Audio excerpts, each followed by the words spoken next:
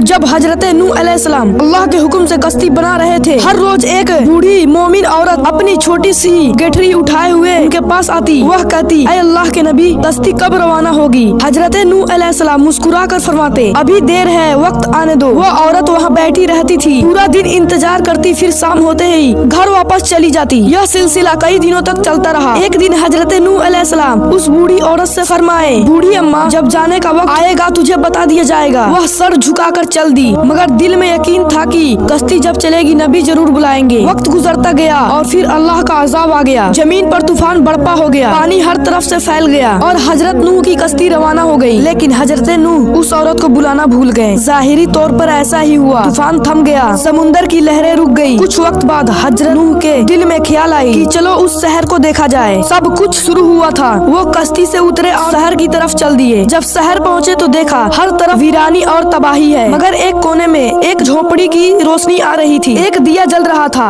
हजरत नूह हैरान हुए, इतना बड़ा तूफान आया, सब कुछ डूब गया, लेकिन ये दिया कैसे जल रहा है? उन्होंने जोर से अल्लाहू अकबर कहा। झोपड़ी का पर्दा हटा, वही बूढ़ी औरत गठरी उठाए बाहर आई और मासूमियत से बोली, या नबी अल्लाह, क्या कश्ती तैयार है? चलो। हजरत नूह की आंखें हैरत से फैल गई। उन्होंने पूछा, ऐ बूढ़ी अम्मा, तुझे कुछ भी पता नहीं चला? औरत ने सीधा दिल से जवाब दिया, क्या कुछ नहीं पता चला या नबी अल्लाह? हजरत नूह बोले, इतना बड़ा तूफान आया, दुनिया डूब गई, बारिशें बरसी, लोगों पर अजाब आया और तुझे कुछ खबर नहीं? औरत मुस्कुरा कर बोली, या नबी अल्लाह, एक दिन बादल थोड़े गरजे और हल्की सी फुहार पड़ी थी, बस। हजरत नूह अलैहिस्सलाम आसमान की तरफ देख कर फरमाए, मेरे रब, ये क्या मौजज़ा है? तब अल्लाह ने उन पर वही नाजिल फरमाई, ऐ मेरे प्यारे नबी, इस औरत के दिल में तुम्हारी मोहब्बत थी और तुमने इससे वादा किया था कि जब कश्ती रवाना होगी तुम इसे ले चलोगे। तुम अपना वादा भूल गए, लेकिन मैं रब्बुल आलमीन तुम्हारे वादे का भी जिम्मेदार हूँ। मैंने अपने अजाब को इस तक पहुँचने ही नहीं दिया, इसे एहसास तक नहीं हुआ कि कैसे अजाब आया और कैसे चला गया।